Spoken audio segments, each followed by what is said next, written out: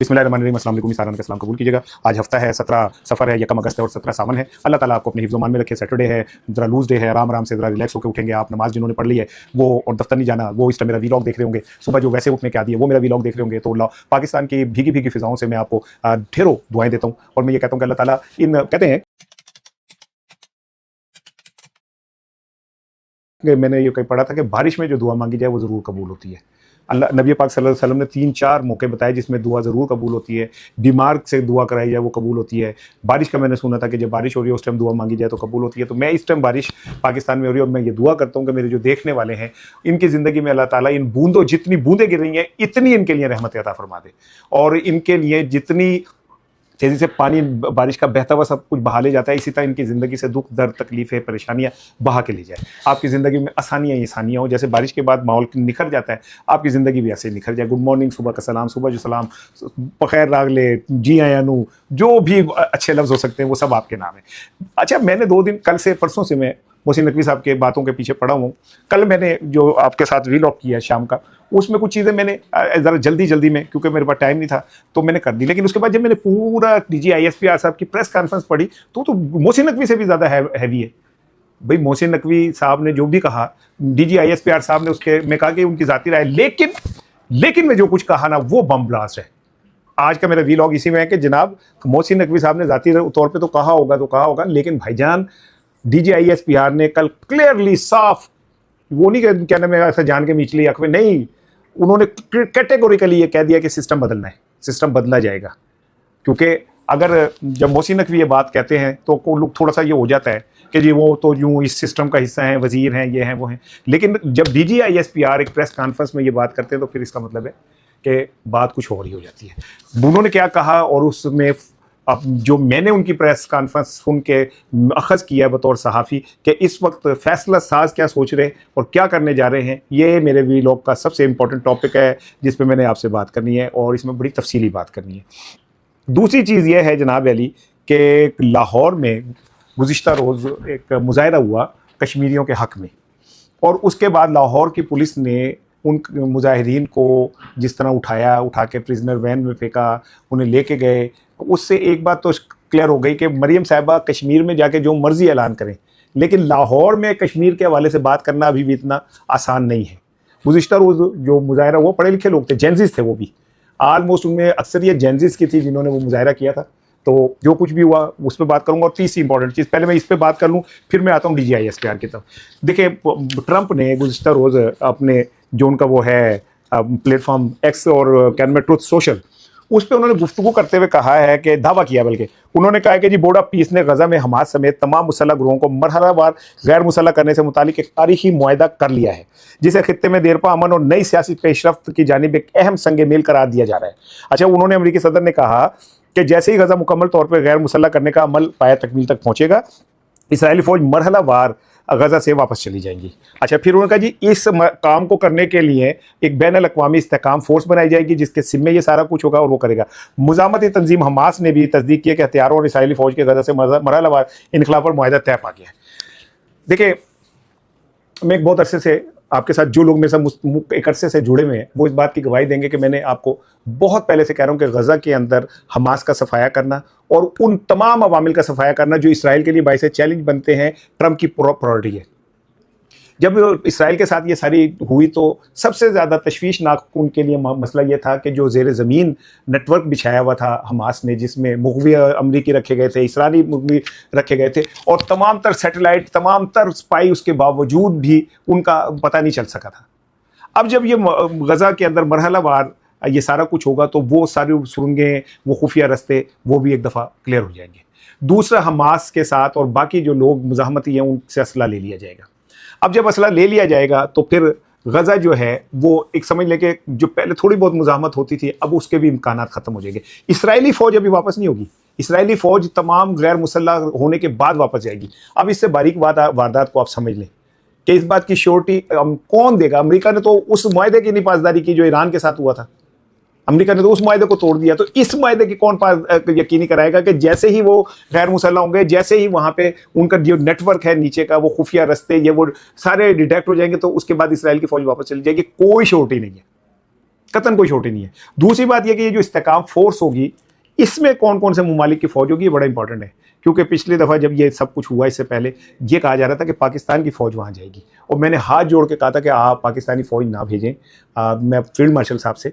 उसकी रीज़न ये कि वहाँ पे हालात क्या होते हैं फ़लस्तीनियों के साथ और इस्तेकाम पुलिस फ़ौज के साथ कोई पता नहीं है, और पाकिस्तानी फ़ौज और गज़ा के लोग आमने सामने नहीं आने चाहिए, ये बहुत बड़ी बदकिस्मती होगी। दूसरी बात यह कि इसमें पाकिस्तानी फ़ोर्स वैसे ही ऑलरेडी बहुत इंगेज है, तो इसमें मेरा ख्याल है कि मेरा ये यकीन है कि फील्ड मार्शल साहब कभी भी वहाँ पे उस अमन फोर्स के अंदर पाकिस्तानी फ़ौज को नहीं भेजेंगे। भेजेंगे भी तो कोई एक वैसे ही भेज दें तो भेज दें, हम मेन वो हिस्सा नहीं होंगे। क्योंकि अब इस खित्ते के अंदर जो एक नई जंग छिड़ने जा रही है, और उसमें अमेरिका और उसके इत्तेहादी एक फ़ैसला ईरान पे हमला करना जा रहे हैं। क्योंकि अमेरिका को मैंने पहली दफ़ा बुखलाहट का शिकार होते देखा है। अभी कुछ दिन पहले ईरान ने खलीज के एक मुल्क के अंदर इस अमेरिका के एक इंतहाई खुफिया अड्डे के ऊपर हमला किया, और वहाँ पर कहा जाता है बहुत बड़ी तादाद में फ़ौजी मारे गए। अच्छा, अमेरिका के लिए ये हैरानकुन बात है कि वो अड्डा आम अमेरिकी जो एजेंसियां उन्हें भी नहीं पता था। तो उनके लिए ये बड़ी परेशानी की बात है कि ये कैसे चीज़ें लीक हो रही हैं कि वो हमारे कोर के ऊपर हमला कर रहे हैं। बरतानिया से एक गिरफ्तार हुआ है ईरान के लिए जासूसी करने के इल्ज़ाम में एक शख्स, लेकिन अमेरिकी अभी इस हवाले से बहुत परेशान है। क्यों? दूसरे उनकी फ़िज़ाई क़ुव्वत रोज़ बरोज़ कम हो रही है। पावे अमेरिका जितनी मर्जी बड़का मारे, चौधरी जितनी मर्जी अब बड़का मारे जगह चुक चुक के, लेकिन असल बात यह कि उसका वो कमज़ोर होता जा रहा है। ईरान अपनी जगह मुस्तहकम खड़ा है, लेकिन गज़ा के अंदर मैंने आपको पहले पेश की एडवांस बता रहा हूँ कि एक भयानक मंसूबा बना दिया गया है गज़ा के लोगों को हमेशा के लिए ग़ुलाम बनाने का, और वो मुआहदा भी ट्रंप ने ऐलान कर दिया है। अब आ जाए जी DGISPR साहब की जानिब। DGISPR साहब ने जो गुज़िश्ता रोज़ प्रेस कॉन्फ्रेंस की, उसमें उन्होंने खैर बहुत सारी बातें की, लेकिन मैं जो कुछ दो चीज़ें हैं वो क्या कहते हैं आपसे ज़रूर मैं शेयर करना चाह रहा हूँ, उससे आपको ना सारी बात समझने में मदद मिल जाएगी। ये तो डोनाल्ड ट्रंप का आ गया, ये आ गया जी उनका। अच्छा जी, ये प्रेस कॉन्फ्रेंस तो थी वैसे दहशतगर्दी के हवाले से, और राहिल शरीफ साहब ने इसमें दहशतगर्दी के हवाले से बहुत सारी चीज़ें जो हैं वो डिस्कस की, लेकिन वो और उसमें एक उन्होंने कैटेगोरिकली ऐलान कर दिया कि जी दहशतगर्द हथियार डालेंगे तो या हम उन्हें ख़त्म कर देंगे, इसके अलावा हमारे पास कोई रास्ता नहीं, और न सरदारों से कोई बात नहीं होगी, ना अब इस बार उन्हें पैसे दिए जाएंगे। ये बात तय है कि अब हम दहशतगर्दी को जड़ से उखाड़ देंगे।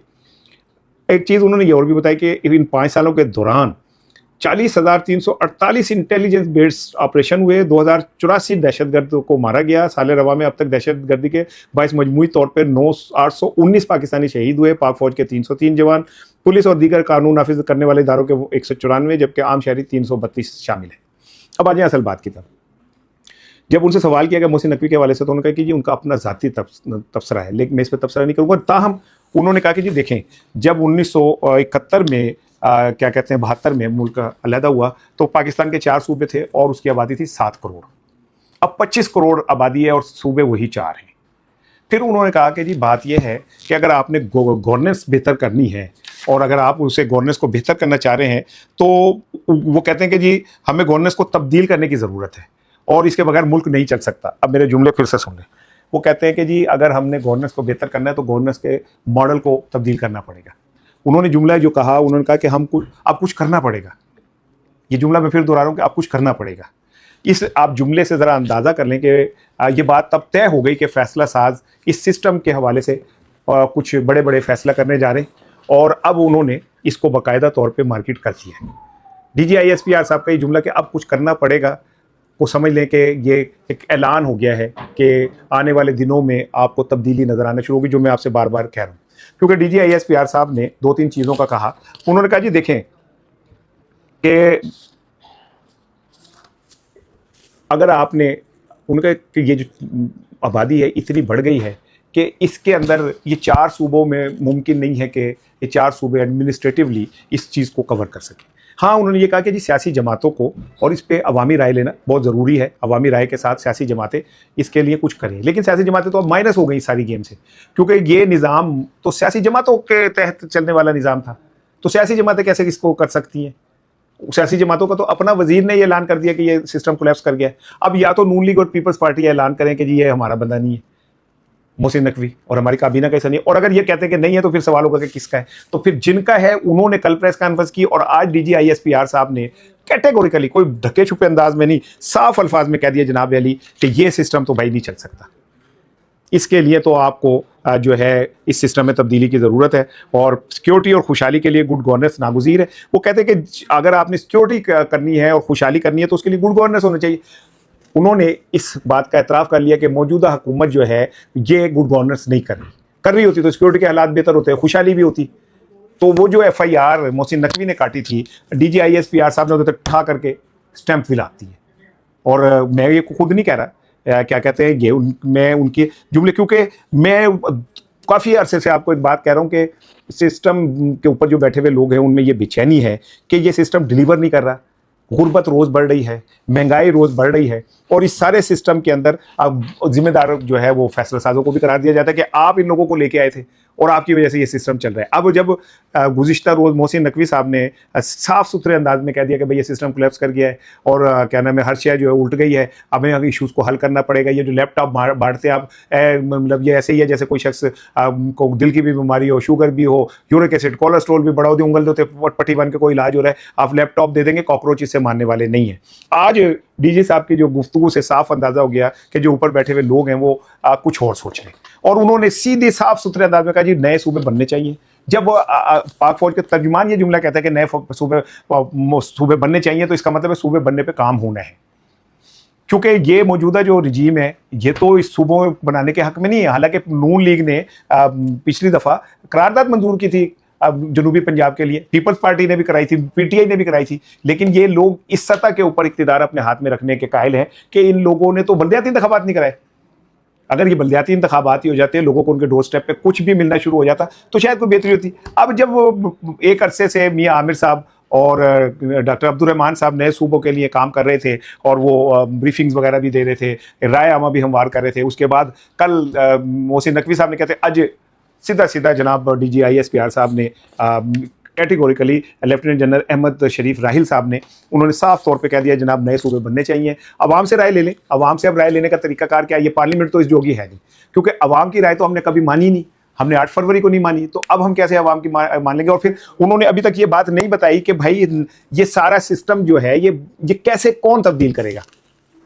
हाँ, ये बात उन्होंने बड़े एतमाद से कही कि कुछ करना पड़ेगा। अब ये कुछ करना पड़ेगा जो है ना, ये वक्ता पड़ेगा, दोनों जमातों को अब वक्ता पड़ेगा, और वक्ता पड़ चुका है, बस उड़ी पै गई है। और यही वजह है कि आप कल से देख लें, चुप कर दड़ वड़ जाना, इश्क दा खोल खुलासा, चमड़ी लथ जाऊगी है, मैं बन जाएंगी जगदा से, चुप करके बैठ गए, ठीक है ना। कोई आपने इस पर तबसरा सुन लिया? क्या नून लीग ने अपने वफाकी वजीर की इस प्रेस कॉन्फ्रेंस में रद्द-ए-अमल दिया कि क्या आपने जो कुछ कहा है प्राइम मिनिस्टर से पूछ के कहा है? नो, जरूरत ही नहीं की। बिलावल भुट्टो साहब कश्मीर में बैठे हुए और वो जनाब अली कश्मीरी भाइयों से और PTI वालों से कह रहे हैं कड़िया पार लंगा दे, सोनिया मिन्ता तेरिया कर दी, वो अपने गाने गाते फिर रहे। किसी ने इस पर बात की? आप DG साहब ने जो आज बात कर दी है, इसमें तो कोई शक नहीं है कि भाई 7 करोड़ की आबादी के लिए 4 सूबे थे, आज 25 करोड़ की आबादी के लिए भी 4 सूबे, और 2 जमातें, एक सिंध में बैठ गई है, एक पंजाब में बैठ गई है, दोनों ब्लैकमेल करते हैं सिस्टम को। तो सूबे नहीं बनेंगे तो फिर लोग भी नहीं आएंगे। लेकिन ये कैसे बनेंगे, इसको बनाने वाला कौन होगा, अवाम से कैसे राय ली जाएगी? क्या मेरा ये तजिया है कि क्या हम एक नया रेफरेंडम की तरफ जा रहे हैं? क्या एक नया रेफरेंडम हो सकता है इस पर? लेकिन वो कौन कराएगा? उसको एडमिनिस्ट्रेट कौन करेगा? गवर्न कौन करेगा? उसकी सारी निगरानी कौन करेगा? क्या आइन में जो इलेक्टेड गवर्नमेंट्स हैं उनके अंदर रेफरेंडम कराने की गुंजाइश मौजूद है या नहीं? क्योंकि वो तो पार्लियामेंट्स है, रेफरेंडम की ज़रूरत पार्लियामेंट्स में तय हो नहीं है कि जी रेफरेंडम करा लिया जाए इस बात पे। लेकिन आज DGISPR की प्रेस कॉन्फ्रेंस के बाद वो जो क्या कहते हैं, कल नकवी साहब ने तार छेड़े थे ना, अब वो तार बहुत आगे बढ़ गए। वो जो उन्होंने सुर छेड़ा था आज वो पूरे एक नगमे की शक्ल में हमारे सामने आ गया है। यही वजह है कि नून लीग और पीपल्स पार्टी को अगर आप गौर से देखें ना तो ये लगता है कि जिमें बकरा जिबा होने तो पहले जिमें उसकी फोटो होती है ना, उनकी उन्हें शक्ल बन गई है। उन्हें पता है छुरी फिरनी है, अब उनके पास और कोई रास्ता नहीं रहा है। अच्छा जी, पेट्रोल के अंदर फिर 1 रुपये और पता नहीं कितने पैसे का इजाफा हुआ है। 10 दिनों में 30 रुपये का इजाफा हो चुका है। गरीब आदमी का सर सोचें कि उसके साथ ये हुकूमत क्या कर रही है। आप कहें कि जी चूंकि जंग के हालात हैं इसलिए, तो बांग्लादेश में 3 माह हो गए पेट्रोल की कीमतें मुस्तहकम है, आगे पीछे नहीं हो रही, इंडिया में नहीं हो रही। साढ़े केड़ी ऐसी मौत आ गई है, मैंने समझ नहीं आती कि हमें रोज ये करना पड़ रहा है। आपने बोलो अफगानिस्तान का सुना है कि वहाँ पेट्रोल की कीमतें बढ़ी, भारत का सुना है, श्रीलंका का सुना है, हमारे ही क्यों ये मसला बन रहा है? जबकि हमारे तो शिप्स भी जो है वो अपने हुर्मत से निकल रहे हैं, हमारे तो सारी चीजें हो रही हैं, तो फिर की चक्कर हो रही है। इसका जवाब कोई किसी के पास नहीं है सिवाय इसके कि इन्हीं हरकतों की वजह से तो ये सिस्टम फेलियर करार दिया गया और इमरान खान की इस बात को तस्लीम कर लिया गया कि ये सिस्टम डिलीवर नहीं कर सकता। आज डीजी साहब ने जो गुफ्तगू की उसमें उन्होंने पीटीआई के खिलाफ एक भी जुमला नहीं बोला। उनके सारे सियासतदान बैठे, कल क्या कहते हैं मोहसिन नकवी ने भी यही बात की थी कि सारे सियासतदान बैठ के गल करो। मैं फिर अब वही वाली बात जो कि मुझे ऐसा लगता है कि ऑन बोर्ड पीटीआई को भी लिया जा रहा है या लिया गया है या मोहसिन नकवी साहब इसमें अहम किरदार अदा कर रहे हैं, क्योंकि कहा जाता है कि मोहसिन